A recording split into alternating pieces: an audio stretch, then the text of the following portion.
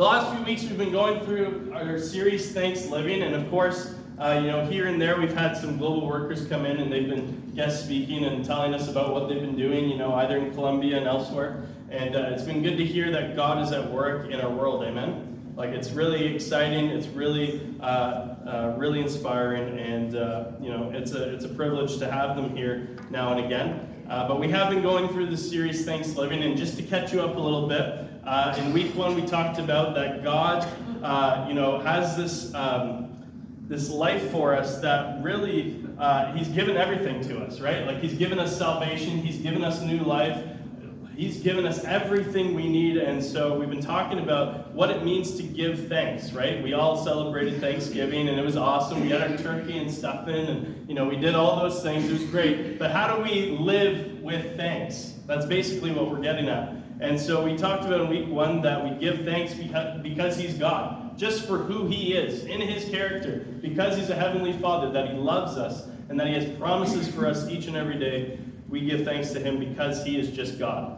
There's nobody but Him, and it's awesome. Week 2, we talked about giving thanks because we are His.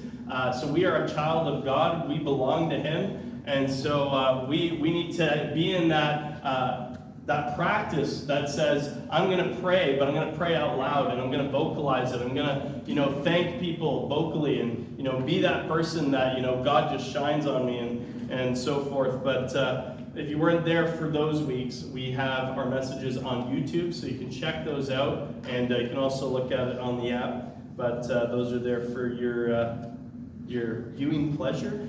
That's what Pastor Rob always says. I don't know. Maybe I need to use a different line. But this morning we're going to be, if you're taking notes, this is what I want you to write down. This is what we're going to be talking about. How to give thanks because it's right, even when it feels wrong. That's what we're talking about today. Giving thanks because it's right, even when it feels wrong. What do I mean by that? Well, here's the thing. Anybody been through a Tim Hortons drive-thru? Oh, yeah. We've all been there, right? Yeah. Coffee in the morning. Usually I get an ice cap, okay? Everybody loves an ice cap. I'll go through drive-thrus, and I'm usually very I'm easygoing. So the odd time if they forget it, whatever. But for some reason, there's one Tim Hortons I always go to, and every time I go through the drive-thru, they always forget a straw. Do you know how infuriating that is? And then, of course, I look in the bag and I'm like, thank you. Drive away. Sometimes I'll ask for the straw, but sometimes I'm like, oh, it's not a big deal. But there's just little things that infuriate you, and you probably have your pet peeves, right? Like, another pet peeve that I have is, when people leave like this much milk in the milk bag, and they don't bother to change it. Like, you could have just put a bit more milk in your cereal bowl, and you would have been fine. You could have just changed it. It would have been awesome. No, you had to make me change it. So you're like, thanks for nothing. Or maybe you're a parent, you're saying, kids, help me clean up, and your kids sort of help, but they really don't, and then you're left with the mess, and you're like, yeah, thanks for nothing. Wow, great, I've raised my kids well. I mean, I don't know what it's like to be a parent, but maybe that relates with you, I don't know. But either way, we have our small things, our small inconveniences that we all complain about, and we've talked about that over the past few weeks, how we probably shouldn't complain as much as we should. We should really be thankful to God for what He's given us. But I think that saying, thanks for nothing, I think that really tells a lot about how thankful we are. I think we feel some frustration in our lives because we don't get the results we're looking for. Or at least we don't get what we were expecting, right? And I don't know what it is for you. Maybe you're expecting things in your life and you say, yeah, I really want to know that everything that I asked for, everything's going to be done on time, everything's going to be handled well, everything's going to be where it needs to be, everything is just calm and peaceful. But life isn't like that, is it? Things get messy, and we don't always get what we hope for, and the results are different than what we expected. And here's the thing. This is what I've realized now after reading through Daniel, which we will get to in a second. That true thankfulness is not built on results. It's built on faith. It's not built by results. It's built by faith. Because it's easy to be thankful for things when things go well. We know that. When things go as expected and all those things. But when the rubber meets the road and we really have to trust God, well, that'll show if we're thankful or not. If we're really willing to trust God, and I'm spoiling a little here, but true thankfulness is not built on results, it's built on faith. So, let's go to Daniel chapter 6, if you haven't opened there already. I can see Bibles flipping open everywhere. This is awesome. You're probably so dependent on the slides, and, our apologies. But even if you have a phone, you can always use the can't speak today. You can use the YouVersion Bible app, and you can open it up there, and we'll read together. So, Daniel, this is a fascinating character. If you have grown up in church for any length of time, you know the story of Daniel like the back of your hand. Okay, so if you're a Christian in the room and you know somebody else is not familiar with church or anything in the Bible, don't spoil the story, okay? All right, just don't do that, okay? We're going to get through it. You can tell them all about it later. But Daniel chapter 6, verse 1, it says this, Darius the Mede, maybe I'm not even pronouncing that right. Darius the Mede decided to divide the kingdom into 120 provinces. We don't even have that many in Canada, it's crazy. And he appointed a high officer to rule over each province. The king also chose Daniel, so that's our main character today, and 2 others as administrators to supervise the high officers and protect the king's interests. Daniel soon proved himself more capable than all the other administrators and high officers. Because of Daniel's great ability, the king made plans for him to place him over the entire empire. So, from this story, we have one character, King Darius. Okay, so the king of the Persian Empire here.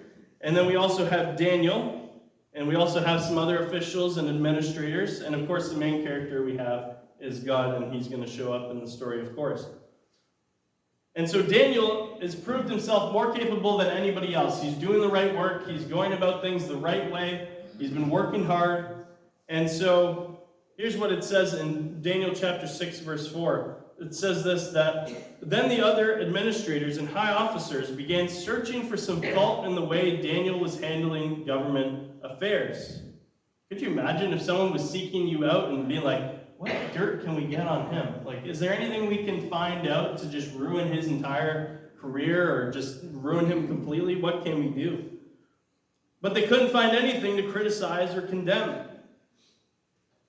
He was faithful, always responsible, and always trustworthy. Imagine if you were known for just even those 3 things. Like, I wish that I could be like Daniel. Faithful, always responsible, and trustworthy.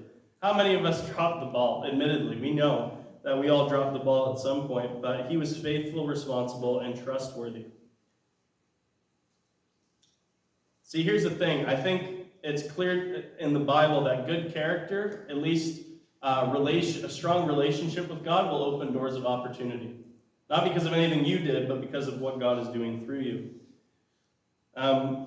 Daniel chapter 6, verse 4. Obviously, we just read that. And then, so here's the first point I want to take away.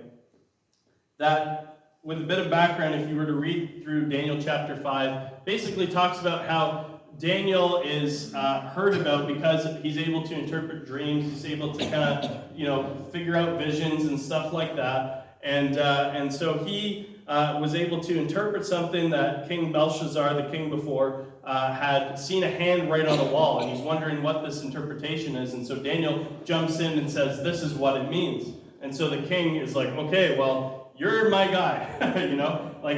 Could you imagine if some writing was on the wall, you walked in and you're like, what does that mean? And somebody told you, you'd probably think pretty highly of them, right? And so Daniel, he finds himself being put in third in command of all the Persian Empire. Like, it's crazy. It's like being next to the prime minister. I don't know what to compare it to today, but all we know is that he was definitely in a high rank of power. Here's what I love about the line that says that he was faithful, responsible, and trustworthy, is that Daniel didn't take his position for granted. He didn't take his position for granted. Some of us, we go about our jobs and our positions, and we complain because we're like, why am I even here? Like, I don't get paid enough for this. This is brutal. Like, I hate my job. But Daniel, he's like, no, I'm gonna actually show that I'm meant to be here, that I'm actually gonna fulfill my responsibilities. And that's exactly what he did. You see, achieving a high position is not success, but being faithful in it is. Being faithful in your position is success. So are you being integral in whatever position you find yourself? You might not be third in command of Canada, okay? We all know that we start at humble beginnings, and maybe we're still in humble places, and that's good, that's fine. You don't have to be in a big or small position. But are you showing God your thankfulness by being integral, being a person of responsibility, and being faithful and trustworthy? See, Daniel didn't take for granted his position. We go on in verse 5, it says, so they concluded, and these are the administrators and other officials, because they're trying to find dirt on Daniel. They're trying to figure out, okay, it's too good to be true. Like, let's get this out of the way. Daniel wasn't perfect, but he definitely held high integrity. So these men are trying to figure out how they can get Daniel. So it says this, that they concluded, our only chance of finding grounds for accusing Daniel will be in connection with the rulers of his religion. With the rules of his religion. Because you have to remember that in Daniel's time, he's in exile. He's not home. He's away, and he's been taken away from his home. And so now we have him in Persia, in a place where there are other gods, other religions, all sorts of other things going on. And so they're trying to see, okay, is there a way we can manipulate this? Now, verse 6, it says, so the administrators and high officers went to the king and said, long live King Darius. We are all in agreement. We, administrators, officials, high officers, advisors, and governors. I read that and I think they're all the same thing. That the king should make a law that will be strictly enforced. Give orders that for the next 30 days, any person who prays to anyone, divine or human, except to you, your majesty, will be thrown into the den of lions. And some of us are nodding our head. We're like, yes, I remember. Daniel in the lion's den. Okay. Verse 8, and now, your majesty, issue and sign this law so it cannot change. An official law of the Medes and Persians that cannot be revoked. So King Darius signed the law. So in that culture, the king was actually, as soon as he signed something, he could not revoke it. He couldn't go back on his word. It was in stone. That's how it was. We continue on in verse 10. But when Daniel learned that the law had been signed, he went home and knelt down as usual in his upstairs room with his windows open toward Jerusalem. And get this, he prayed 3 times a day, just as he had always done, giving thanks to his God. I love that. Just that piece of scripture. I'll read it again. But when Daniel learned that the law had been signed, again, this law that you can't pray to any other god, you can only be loyal to King Darius, he went home and knelt down as usual in his upper room, with its windows open toward Jerusalem. He prayed 3 times a day, just as he had always done, giving thanks to his God. I mean, if I think about it, if I'm Daniel, and there is the possibility that my life could be taken away because I'm praying, I might just run. I don't know about you. I don't think, the lions in the den are going to be singing Hakuna Matata, right? Like in, the Lion King. It's not that kind of movie. It's going to be gross. It's going to be violent. I don't think I want to be there, so I'm going to run. The other thing Daniel could have done is he could have easily been like, I need to stand up for myself. I need to tell King Darius, this is unacceptable. Like, I'm one of his higher officials, and to make this law is just unfair.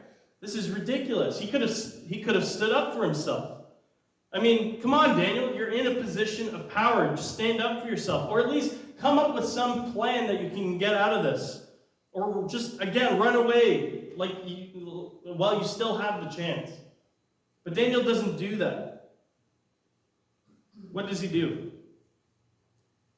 He went immediately home, and he knelt down, like he had always done, and prayed 3 times a day, giving thanks to his God.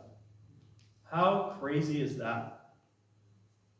How many times in our lives do we see opposition and we see a trial in our lives, and the first thing we do is we go and pray? I think oftentimes we get so worried and anxious that we're already looking for a plan. Okay, how are we going to sort out the details? And we don't have time. We've got to get to it. Or we just withdraw and we're like, well, I don't want to deal with this. That's their problem, right? I don't think prayer is usually the first thing we do. See, the thing is, Daniel had a consistent prayer life. And I think prayer will always be our first response because we've made it a priority. I'll be honest, I can't say for myself that I make prayer as big of a priority as I should. And maybe you're there too. You say, well, I try to pray, but maybe just on Sundays when I'm at church. Because it's so easy. We come here and we pray, and it's easier because you have the encouragement of everybody in the room that's saying, okay, this is a safe place to pray. But do we find that time outside of our services and our church events to say, I'm going to make prayer my first response in light of the opposition and the things I'm facing? And here's the thing. Daniel, that was his first response. He had prayed like he always had. And it wasn't as if he was praying as if it was a one-off. Because all of a sudden he's scared because there's lions. Well, I better pray to my God because he needs to get me out of this. Because again, Hakuna Matata, I'm done. It's about to go down. And it's not as if this was a one-off for Daniel. This was part of his everyday life. Could you imagine going to your room in this moment, knowing that the law had been signed that if you were to pray to God that you were going to the lion's den? Could you imagine just going in your room and giving God thanks? Talk about thanking God because it's right, even when it feels wrong. Doesn't feel like the right time to do that, Daniel. I don't think that's going to work out for you. I don't know if I could do that. Do I trust God enough? And I'm going to get into that point in just a second, but Daniel's prayer life, like I said before, was not dependent on what the result would be, but on a relationship with his God. He wasn't concerned about the results. He wasn't concerned about the outcome of his prayers. He was just concerned about, I need to be with God. Despite what I'm going through, despite the opposition I'm facing here, I'm going to be with God in my secret place. So Daniel, he was a person of character, let me tell you, and he didn't take his position for granted. He had a consistent prayer life, and some of us are still working that out in our own lives, and that's okay. But I think it should be the first place that we start, shouldn't it? I think if we could get ourselves to that place where we just block out the worry, we block out the distractions. We have phones, so it's really hard to do that, but we can definitely make arrangements for that if we really made an effort and was intentional enough. Verse 11, it says this: So the officials, they gathered together and went to Daniel's house and found him praying and asking for God's help. So these officials, they're like, we got to get dirt on Daniel. Okay, let's sign this law. Let's go see what he's doing. I bet you anything he's praying to his God again. And so they go to the house, and that's exactly what he's doing. Verse 12, so they went straight to the king and reminded him about this law. They say, King Darius, did you not sign a law that for the next 30 days, any person who prays to anyone, divine or human, except to you, your majesty, will be thrown into a den of lions? And the king said, yes, that decision stands. It's an official law of the Medes and the Persians, and it cannot be revoked. What you need to know about King Darius is that he actually really liked Daniel. He actually really trusted Daniel's word, and he really was a friend. And this is a hard position to be in, because now he's basically signed Daniel's life sentence. He's basically death sentence. He's basically signed it. And so you can imagine the amount tension and just the torment that's going through his mind, like, oh, I wish I hadn't done that. So then they told the king, that man Daniel, one of the captives from Judah, is ignoring you and your law, and he still prays to his God 3 times a day. Even his enemies noticed that he was a person of prayer. Like, that stands out to me, because I'm thinking, man, like, it'd be great if people in my circle knew I was a person of prayer, but imagine if the people who didn't like me and I didn't get along with knew I was a person of prayer. That's significant. Verse 14, hearing this, the king was deeply troubled, and he tried to think of a way to save Daniel. He spent the rest of his day looking for a way to get him out of his predicament. So in the evening, the men went together to the king and said, Your Majesty, you know that according to the law of the Medes and Persians, no law that the king signs can be changed. So at last the king gave the orders for Daniel to be arrested and thrown into the den of lions. The king said to him, May your God, whom you've served so faithfully, rescue you. He's like, I can't do anything. My hands are tied. Let's just hope that your God comes through. We'll see. Verse 17, a stone was brought and placed over the mouth of the den. The king sealed the stone with his own royal seal and the seals of his nobles, so that no one could rescue Daniel. Then the king returned to his palace and spent the night fasting. He refused his usual entertainment and couldn't sleep all night. Then, verse 19, very early the next morning, the king got up and hurried out to the lion's den. When he got there, he called out in English, Daniel, servant of the living God, was your God, whom you've served so faithfully, able to rescue you from the lions? I mean, I got to give the king some credit here. He actually believes that maybe somehow Daniel has just, beat up Scar and just, let him have it. Like, just go for it and take out these lions barehanded. I mean, he's not Samson, and he's 83 years old, so, like, the chances of this is not very good. But he calls out anyway. And then this is what happens. This is so cool. Daniel answered. I don't even have to go the rest of the sentence, because that in itself is a miracle. Daniel answered. Sometimes in our lives, we feel like God isn't answering our prayers. In this moment, God answers Daniel's prayers, and he answers to the king, Long live the king. My God sent his angels to shut the lions' mouths so that they would not hurt me. For I have been found innocent in his sight, and I have not wronged you, your majesty. The king was overjoyed, and he ordered that Daniel be lifted out from the den. Not a scratch was found on him, for he had trusted in God. Unreal. Not even one hair gone from his head. Just incredible.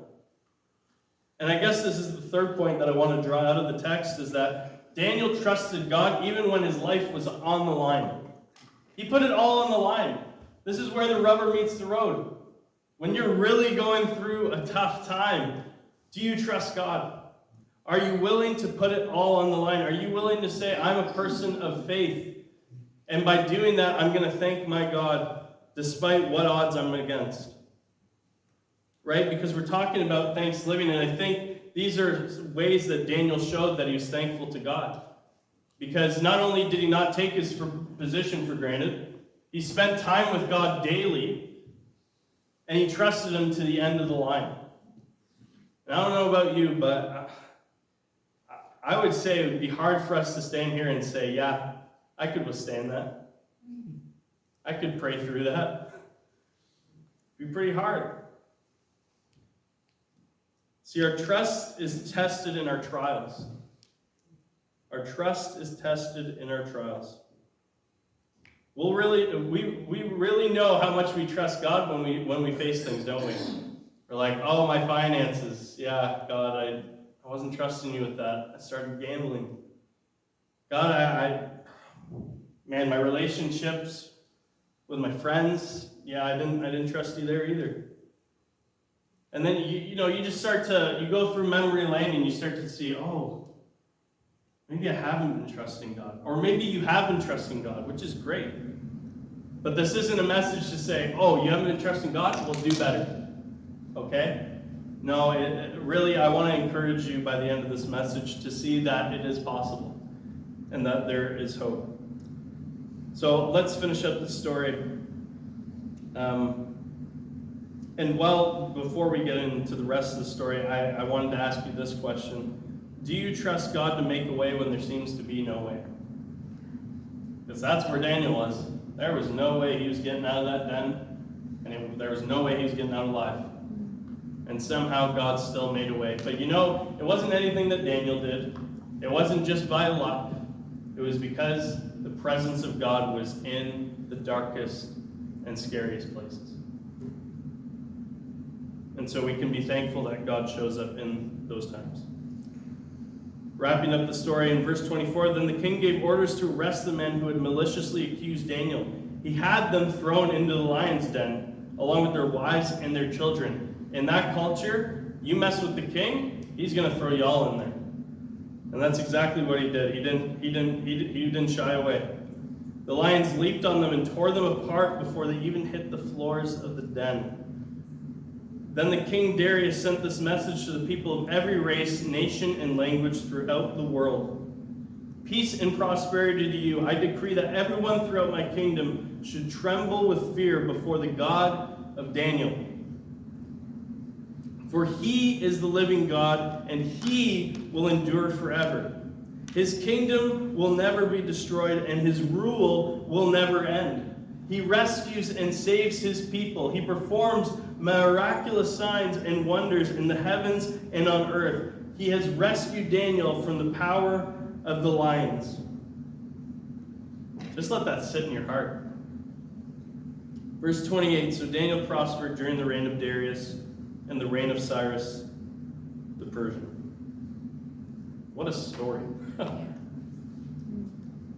I mean, if it was a fairy tale, good job to the author. That was great. Yes. But if it's real, and God is who he says that he is, that changes everything. That should change everything about the way that we live and the way that we spend our time alone. I think about it, and I think we live in a world where we're not as thankful as we should be, and so we kind of take things for granted, and we just go about our days, and the worst things can happen when you're just alone.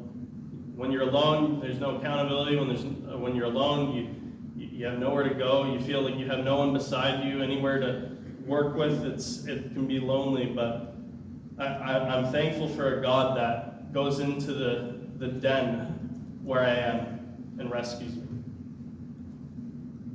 So what's the application? I've obviously probably gone over time, so thank you for your patience. Again, I like to talk a lot. So what does this mean for us? Well, I think that our thankfulness is revealed when we're faithful in the positions God has placed us. You see, Daniel didn't take his position for granted. And anywhere that we get in life, we don't get there ourselves. Sure, we have our talents, and sure, we have our giftings. Those are all great things, and God will use them. But how often do we thank God for getting us to where we are? Because he's taken us so far. You remember when you were a kid or a teenager, how, maybe awful you were? I don't know. Maybe you've just come a long way, and God has done so much in your life. It's always good to reflect on those things. But often we can forget that it's God who's taken us to where we are, not just by our own efforts. So how can you be faithful where God has placed you? Whatever position that is. It doesn't even have to be a job. It could be, your position of influence, right? It could be, as a friend, as a coworker, whatever that looks like. How can you be faithful where God's placed you? Because with Daniel, he was trustworthy, he was responsible, he was all those things. Sounds like a tall task, but here's the thing, with God's presence, we can do anything. Here's the second thing. We reveal our thankfulness to God when we have a life marked by continuous prayer. Right? We've talked about how we need to be vocal to God. I think it's easy to do the one-off prayer prayer at meals, prayer, just, oh, thank you, God. Okay, great. Covered it, check mark. But continuous prayer, 3 times a day like Daniel, that's asking a lot. Like, is that what we're supposed to do? Maybe not necessarily exactly 3 times a day, for how long, whatever. But I think just having even just starting somewhere, saying, you know what? I'm going to go into my room for 10 minutes. I'm just going to pray. Even with whatever's going on, you take care of the kids, okay? Maybe actually cook the meal, because I have to pray. No, I'm just kidding. But whatever your context is, okay? Maybe it's okay to just take a few minutes back away from everything, get some perspective, and pray. And hear from God. Because I think so often we're so busy and we just want to get things done and go, go, go, go, go. And I've been feeling this lately. I don't know about you. Coming out of the pandemic, life has been so busy. I don't know if you resonate with that. I have felt that. But our lives are so demanding. They have so much expectation. And it's important for us to just step back and say, God, what would you have for me today? What do you want to speak into my life? How would you want to change the way I'm looking at the situation? How would you like to change the behaviors that I'm operating in? Is there a better way that I can say this? Or is there someone I need to encourage? What is it that God is speaking to you? So my question to you is, where can you find that secret place with God? You say, well, I can't find one. Don't you understand, Pastor Scott? I have kids, okay? It's pretty hard being a parent. Don't you understand I have a lot of schoolwork? Don't you understand that, I just have so much on my plate? Like, I don't have time for that. And I even make excuses. Can I be honest? I make excuses. I'm like, well, I'm a pastor, so I should be praying. I should be praying a lot more. Where do you find that secret place with God? Again, we need to make prayer our first response, not our last. And can I tell you, prayer doesn't always have to be a response to something.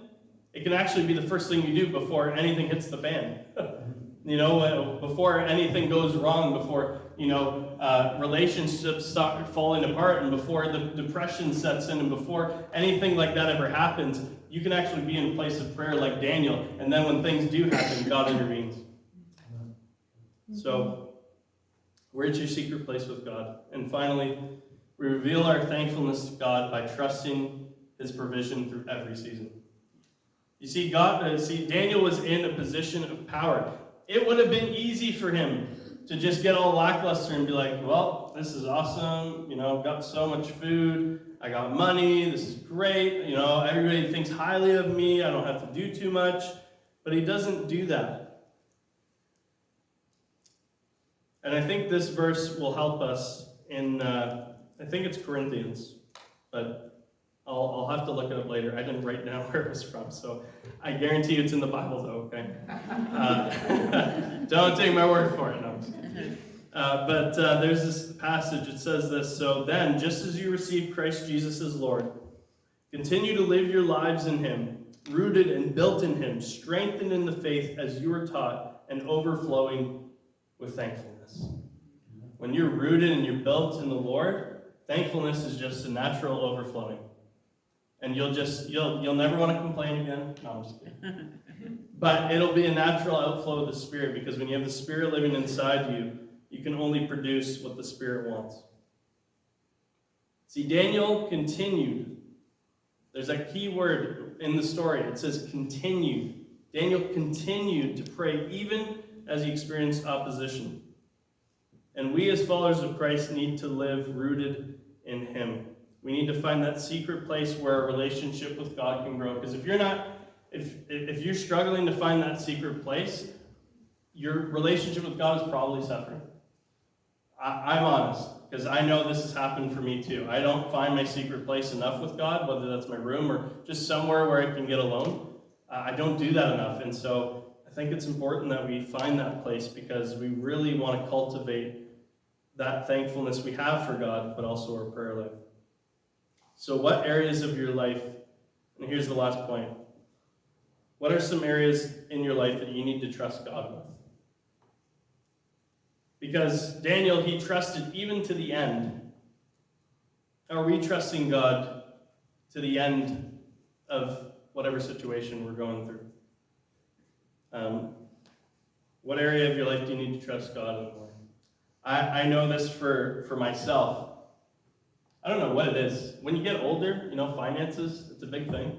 But I know for myself that, like, even finances, there was a time, even just in the last few weeks, I remember just being so worried about my finances. I was like, God, how are you going to come through? I have to pay for this. I got to pay for this. I got to pay for this. God, how are you going to come through? And so, you start having these ideas. Well, maybe I could gamble a little bit of money, just even a little bit. I thought, no, I can't do that. I thought about it, but I shouldn't. And so you start to doubt God, and it's like, no, God's going to be my provider. I trust that he's going to follow through if I just stay faithful in my relationship to him. It's hard, guys. It's hard, and I know it is.